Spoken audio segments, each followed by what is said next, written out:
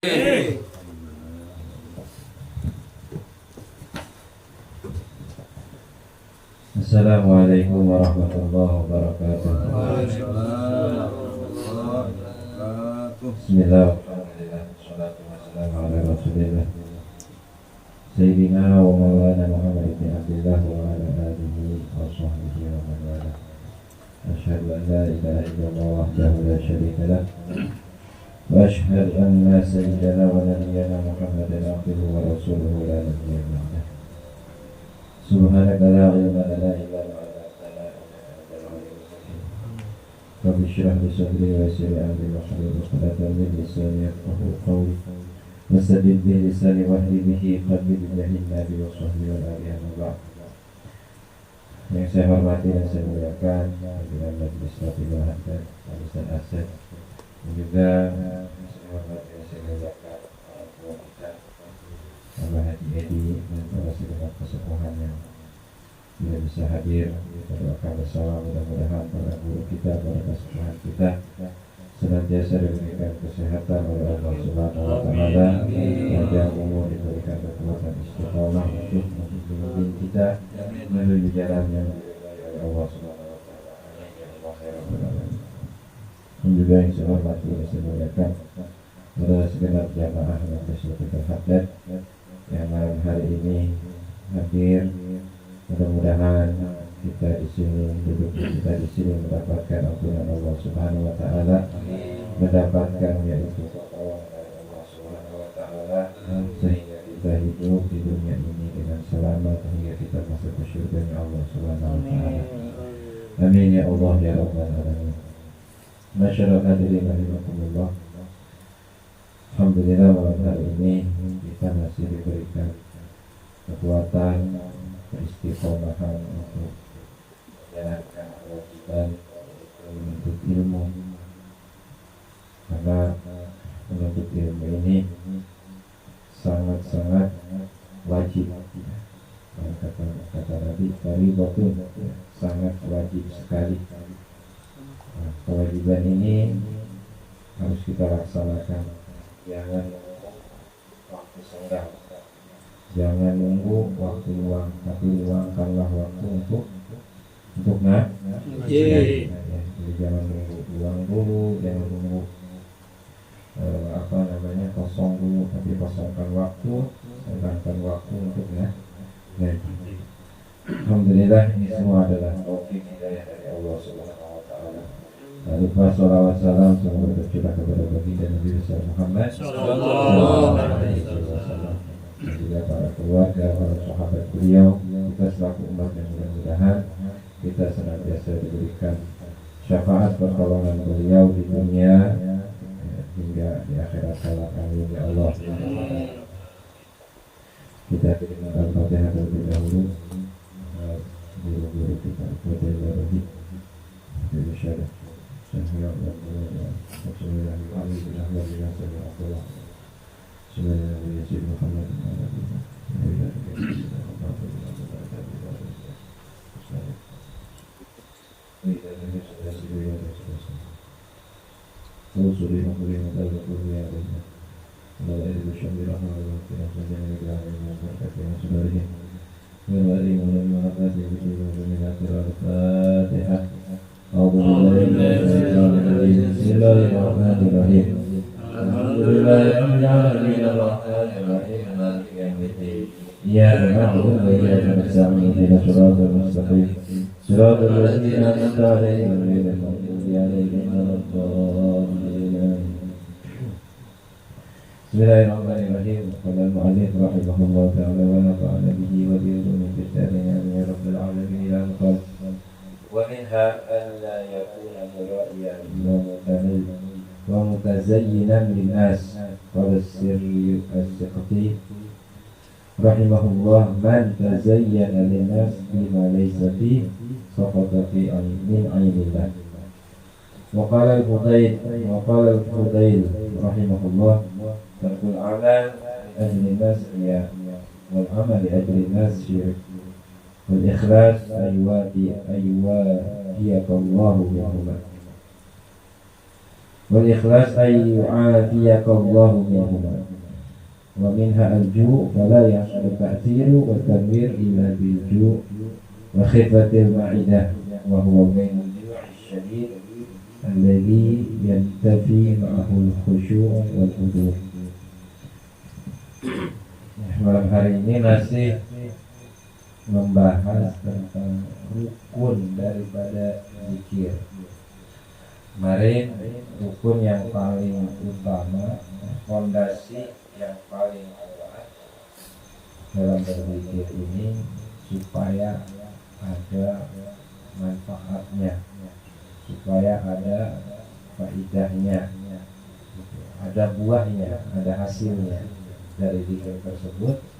Ya, fondasi yang paling utama yaitu asupan makanan yang halal. Ya, itu yang paling terpenting. Kita berusaha jauhkan diri kita dari hal-hal yang diharapkan oleh Allah Subhanahu wa Ta'ala. Jangan sampai perut kita dimasuki oleh asupan makanan yang haram. Karena dengan demikian segala doa kita, amal kita tidak diterima. Ya, sebagaimana dikatakan oleh Sayyidina Abdullah bin Umar radhiyallahu anhu, dia mengatakan, jika kalian sholat sampai kalian menjadi bungkuk, dan kalian puasa sampai kalian menjadi kurus, ya, tidak akan pernah diterima oleh Allah kecuali dengan memiliki sifat menjaga diri dari hal-hal yang haram. Ya, maka dikutip dalam hadis, ya, kata Nabi, "Wa mat'amuhu haram, wa mabatuhu haram, wa ghudhiya bil haram, fa la yastajabu dzalik." Kalau orang sudah makanannya haram, pakaiannya haram, ya, sudah dipenuhi dirinya dengan sesuatu yang haram, maka bagaimana bisa diterima doa amalnya itu bakal di itu fondasi yang paling terpenting.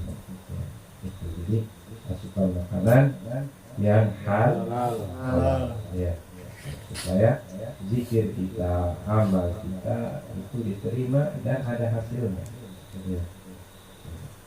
Kemudian rukun yang selanjutnya, fondasi selanjutnya, ya, hendaknya orang yang berzikir itu, ya, tidak memiliki sifat riya. Ya. Jadi zikirnya itu bukan karena manusia, harus ikhlas,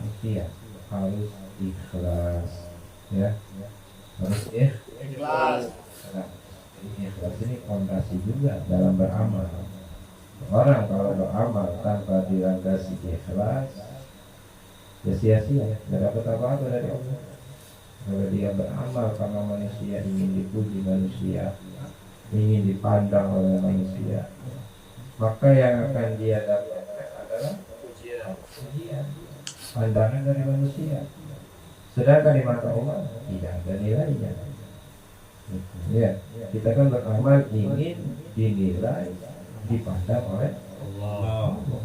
Ya, tapi kalau kita beramal karena ingin dipuji manusia, ya, dipandang oleh manusia, itu yang kita dapatkan. Makanya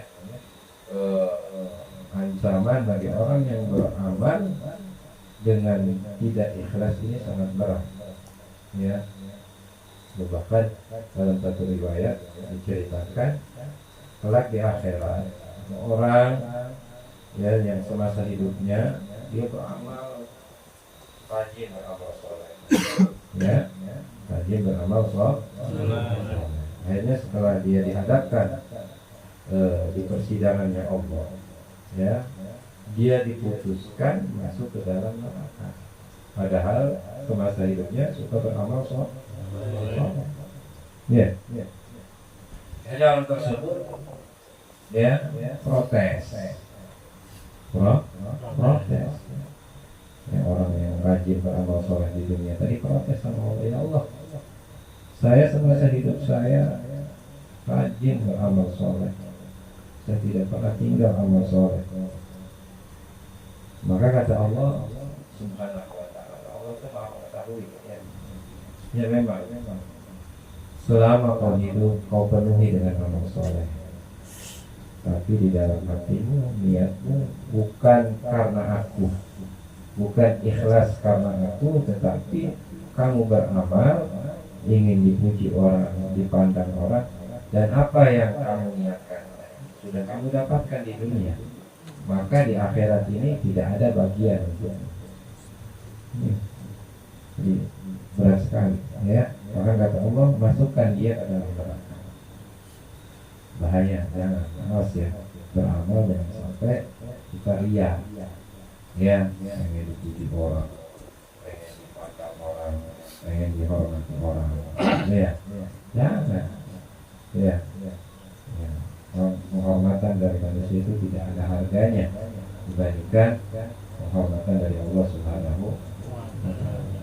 Penilaian dari manusia tidak ada nilainya dibandingkan penilaiannya Allah Subhanahu wa ta'ala. Ya.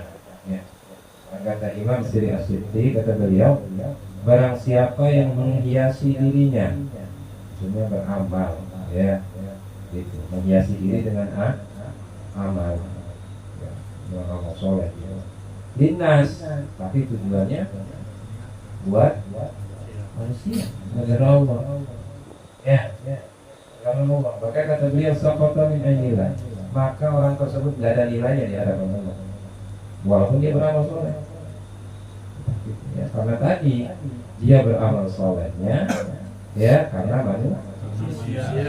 Maka di mata Allah, dalam pandangan Allah, ini orang nggak ada harganya, nggak ada nilainya walaupun dia beramal soleh, karena sebab tadi tidak dia ikhlas. Bahaya ya. Maka Fudail, Imam Fudail berkata, rahimahullah, tarkul amal min ajli nas riya, ninggalin amal karena manusia itu riya ya.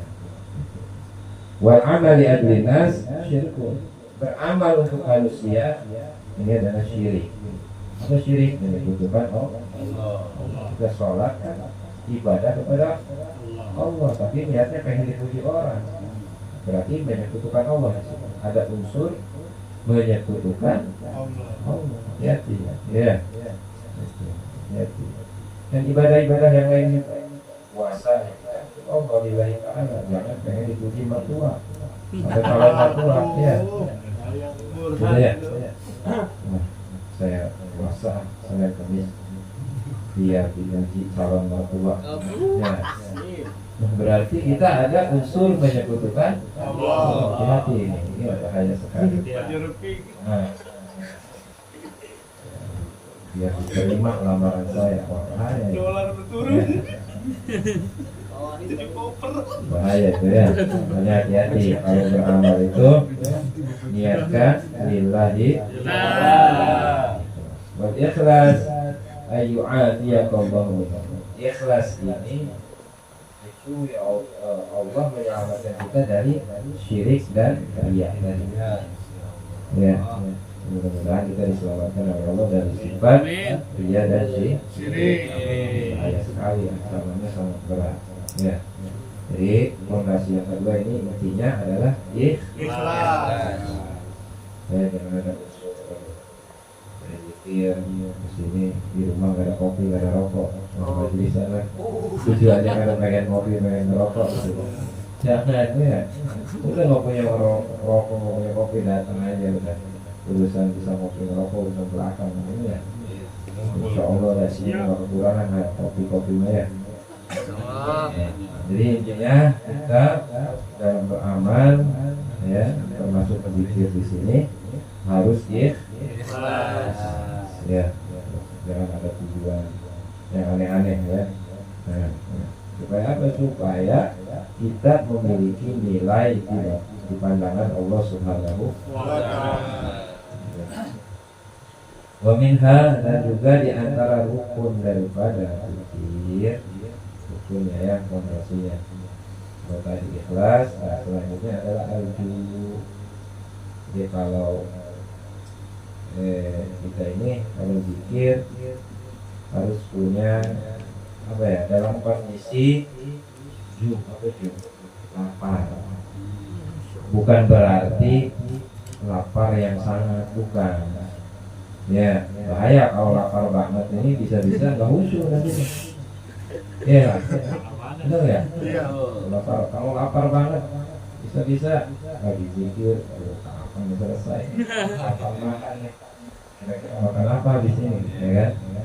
Tapi yang dimaksud dalam kondisi lapar di sini bukan lapar yang terlalu lapar, ya. Itu artian ya lapar banget enggak, kenyang juga enggak gitu ya. Antara itu ya. Pada yang sulit taksir bertakmir tidak akan ada taksir ini apa ya? Efek sampingnya dari zikir tadi. Tidak ada hasilnya intinya. Ya dari zikir kecuali kita harus dilju, harus dalam kondisi lapar. Itu bukan lapar yang lapar banget ya.